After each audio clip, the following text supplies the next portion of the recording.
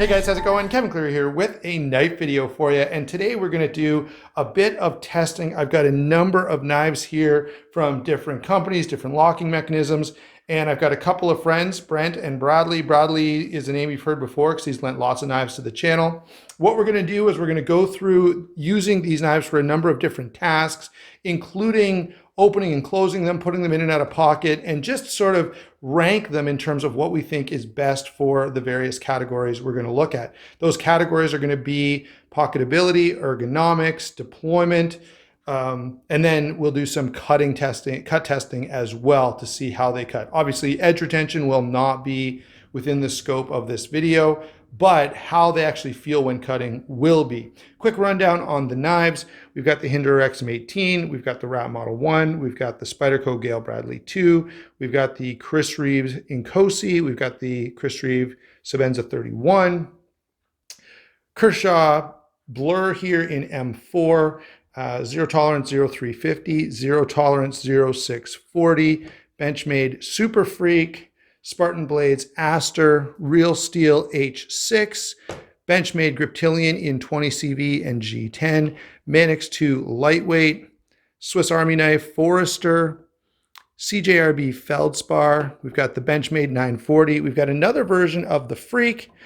We've got some Spydercos here, Spyderco Amalgam, Paramilitary 2, Yojimbo, and Kapara.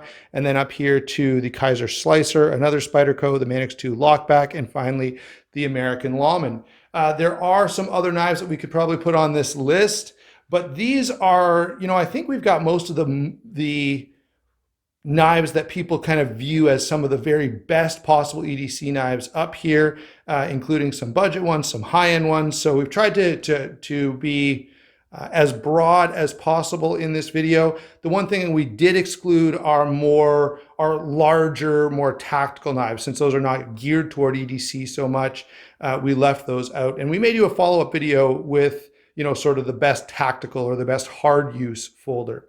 All right, so I'm gonna set up the camera a little bit differently here, and then we'll get into our testing. Okay, so we've set up the way we're going to do this testing. We're going to start here at this end of the table with the Kaiser Slicer. Bradley's just going to pick it up. He's going to do some stuff and then kind of pass it around the group. And as he does that, we'll just go through all of the knives so that we get a sense for what we think of each one. And then we'll reconvene at the end and pass some judgment on these various different knives. So for now, we're not going to say a whole lot. We're just going to go ahead and do some testing.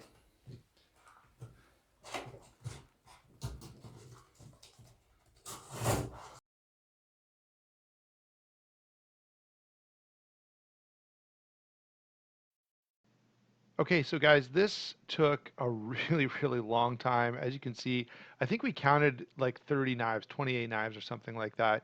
So rather than have you guys sit here and die of boredom, I sped this up a little bit. I didn't go crazy. I still wanted to let you guys see what we were doing. So I've gone back and forth on the speed on this a bunch of times and finally settled at this speed where I think you can still see everything that we're doing.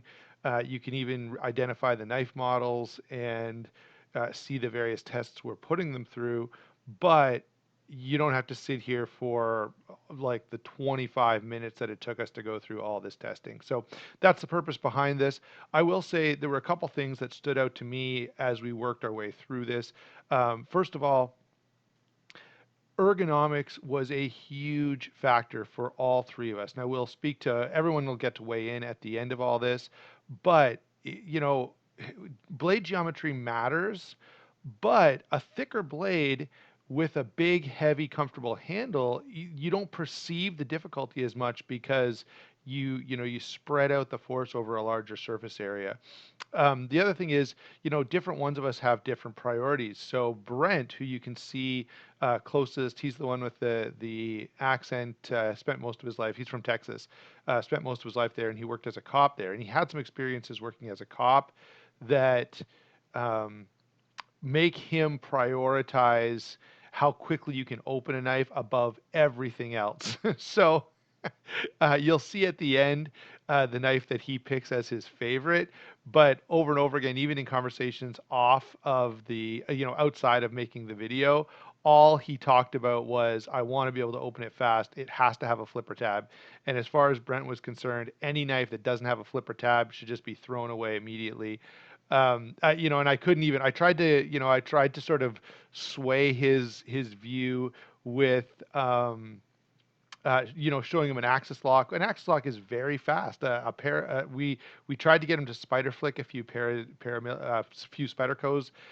He couldn't quite master it. So again, for him, it came down to whether or not this knife has a flipper tab, and that was like he just kind of got tunnel vision. Part of that was probably because he's not used to seeing that many knives, and it's just a huge number. The other thing I noticed as we were doing all of this testing is that the hollow grinds are noticeably different. Just cutting with a hollow grind is so much easier. It bites into the material, and even as it moves through material, it's way better. The only exception to that rule was the Swiss Army knife.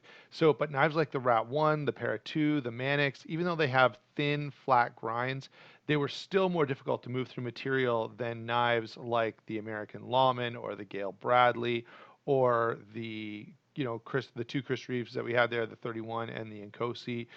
We might have had a couple of other hollow grinds as well, but there was a notable difference in cutting performance with hollow grinds, and it was just consistently throughout the testing. I got the one exception. I think I was about to mention it, but didn't. The one exception was the Swiss Army knife because it's such a thin blade, and it's such a small blade that it kind of, there was so little material there that it kind of mitigated against that issue of the binding that you get on certain materials with a flat ground blade. So I'm going to stop now and we'll come back to the regular video in a couple of seconds.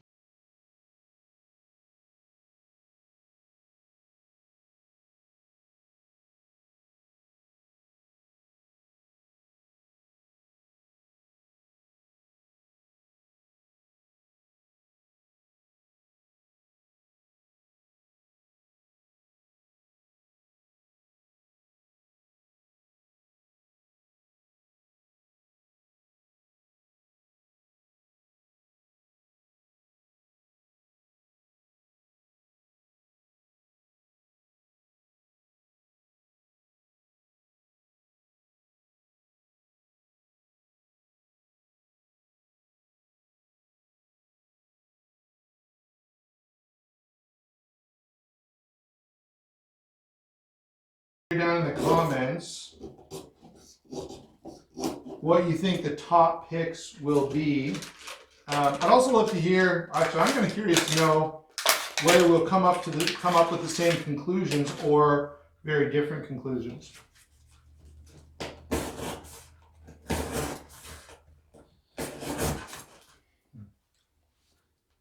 All right, can you hit the pause button? Okay, so the testing is done. I know that might have been a little painful to watch as it did take a long time. There's a lot of cutting, and frankly, I always find cutting demonstrations extremely boring in knife videos, which is why you don't usually see them in my videos. That said, now that we've kind of gone through all of that, we're going to try to draw some conclusions. We're going to pick some of the ones that we felt worked really, really well for various different things, and also notice some of the features that we felt worked really, really well or not so well for various things. Okay, so you saw all of the testing. We've all been able to play with these knives, and we're going to pick some knives under our various criteria. So the first thing that we were asking about was how good this is getting in and out of pocket. So I'm gonna shut up for a second and let you guys talk. So Bradley, which ones did you find were best in and out of pocket? So in and out of pocketability, I'm a little biased, but my Capara is still my favorite. It's super easy and out of the pocket with the smooth carbon fiber. I lock up an deployment. It has a deep carry clip, so it's pretty incognito as well. Next up, surprisingly to me, was the Gale Bradley 2. Now, it did have an aftermarket clip, so maybe that's why. Action deployment was very smooth, and in and out of the pocket was like nothing to it. And my last one, actually surprising to me, was just a Rat 1. With the carbon fiber scale, which is super smooth, it just went, it glided in and out of my pocket like it was nothing. Brent, what do you think? In and out of pocket. In and out of pocket, I found that any of the bigger knives were better for me getting them in and out of my pocket. The smaller, skinnier knives just harder for me to grab and pull out, but still all very close. None would stand out really bad, except of course the Swiss, and it's not designed for that. Any of the rest of them, I felt like they were in and out. There was one, I don't know which one it is, that has kind of a grippy surface. And I found it was, this one, it gripped in my pocket. It would stay there. But when I wanted to pull it out quick, I think it might not come out as quick as the rest of them did. Perfect. All right, thanks, guys. So for my picks, I would say about the same thing. Most of them were in and out of pocket fine. No one here is going to be surprised by the fact that the American Lawman is pretty stiff, so it's a little tougher. I usually find I have to like pry this with my finger a little bit to get it in my pocket. All the rest I had no issue with. Obviously, the Swiss Army knife is different, but no problems with any of them. They all went in and out of pocket relatively easily. Brent made a good point about the Freak with the rubberized coating. It can grab your pockets a little bit, and we talked about that way back when I reviewed that knife as well. Okay, guys, number 2 was deployment. So opening and closing the blade. Brent, we'll let you pick first this time. Okay, I'm going to go back to the light green. I'm prejudiced against any knife that I cannot open like this. That is not got serration, or this is just opening. So any knife that I can do that with, that's what I prefer. The ones with this has a flick tab on it that allows you to do that, but I prefer the top notch. Any others, I discount. I find this the easiest to open. There you go. So Brent likes the flipper tab. Bradley, what about you? For action and deployment, probably going to go with my Yojimbo 2. It's super easy. Like, my thumb always seems to get into the right spot to hold for an easy and seamless deployment.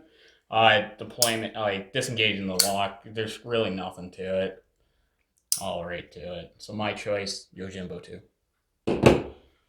Okay, for me, I really like the amalgam. Similar reasons to Bradley. I just find it flicks really quickly and easily. You've got the flipper tab as well. Once you're used to it now, Brent picked the XM18 because of the slightly better detent on it. This, of course, is a Gen 6, so this doesn't hold for every single XM18, but this does have really nice deployment. And outside of that, if speed is an issue, anything with an axis lock I have no problem with. There were some slower knives. So for example, anything with a lock back is a little bit slower. But I didn't have a huge, I'm very comfortable with all of these knives, so I don't have a huge issue with any of them. Obviously, the one different is going to be the Forester here, which is going to be two-handed opening, and the Slicer, which has a half stop. So it's going to take a conscious effort to continually push that one open. I'm also going to add to the fact that the 2 reeds, you kind of have to slow roll it. To anybody who actually follows the Chris Reeves rules, you're supposed to slow roll open any Chris Reeves. So between the Akosi and of course the large 31, they are slower and they're a little slower for deployment for sure. Okay, which one was the spring assist? The Blur. Okay, so if I was going to pick a knife that didn't have a flipper on top, that did not have a flipper on top, this one I'd go with because of the spring assist. I just find I can't get the blade flicked open on most of them, but this one spring assist, it comes open for me every time. So that's my one exception to my flipper rule. All right, so we've covered pocketability, we've covered deployment, And now we're going to talk about ergonomics. So how comfortable are they in hand? Bradley, we'll let you go first on that one. I'm such a sucker for my Kapara. It is my EDC every day for the most part. I don't know why, but just how my hand fits into my Kapara is absolute butter to me. It's just lovely. I kind of have like three that are like really close seconds. Believe it or not, my 350, like I have large hands, but my hand still really naturally loved the 350 feel to it. And my last one is, of course, the XM18. It's an XM18. There's nothing to it. You can choke up if you like. It just fits your hands so well.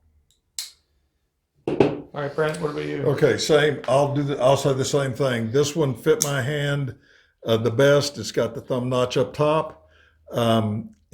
It just feels good. I prefer a knife that's a little thicker rather than a thin knife. It just fits in my hand better.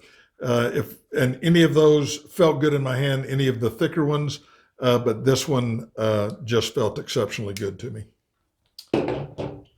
Good deal. All right, so I'll weigh in last, and I would essentially just say the same thing that Brent said, and what we've said multiple times.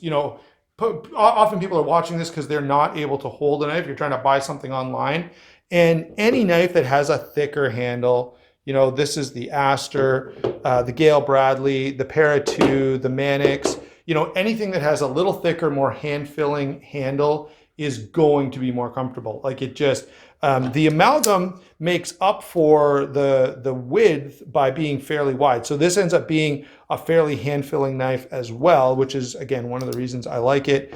But in terms of the best feeling knives in hand, I would go with the Aster, the PM2, the Mannix, the H6, the Super Freak. Actually, the regular Freak feels great in hand, the Rat 1, the Griptilian. And you'll notice I'm essentially just picking all the knives with the biggest, most hand-filling handles. Okay, last point is cutting performance. Which blades were the nicest for cutting? So Brent's going to weigh in on this one first. Okay, I found every knife that had a thin blade was super easy to cut through plastic, paper, cardboard. They were great cutters. Anything with a thick blade was very hard to get started. When you actually got started cutting, it was still hard to get through the cut. So the thinner blades were better. I prefer a thicker blade. So once again, I'm going to say this one because it is hollow ground. No, it's flat ground. Flat ground. But okay, but it had a thin edge, and then it goes up into this thick, strong feeling blade. It didn't cut as well as the thin bladed knives, but I still think I would have preferred this. The blades that had a very thick edge were not as good as the thin blade knives for cutting. All right, Bradley. So for me, I'm going to have a bit of a tie for first. To me, both the Reeves, either the Nkosi Tanto or my Sabenza 31, both are like super reliable, easy to cut, and super smooth to cut through glass, like basically cut through glass. Now on a technicality, my favorite cutter today was definitely the Yojimbo 2. It's super thin, but the reason why I didn't put it at first place is I would be afraid to use it any harder use than an EDC task. So that's why I have my reason first. Perfect. All right. So I'll weigh in last. And for me, again, I'm going to echo Bradley and go with the Nkosi and the 31. And in terms of balance, they do the nicest job of getting a knife that cuts really well, but still inspires a lot of confidence. Specifically, I noticed with, actually, I've got one other to add to that list. The Gale Bradley as well, I would put on that list. It's carrying quite a bit of material, but it's a hollow grind, which again, to me is the best way of balancing a knife for performance, cutting performance versus toughness. Consistently, I will say you could notice any of the flat ground blades like the Para 2 or the Rat 1, because of that full flat surface, they bind a little bit on whatever you happen to be cutting. And especially if you're cutting something that's a little bit sticky, you notice it that much more. So, I mean, if you've watched my channel for a while, you know I'm a fan of hollow grinds, and that's exactly why. The Ojimbo would go in that category as well. It cut like a dream.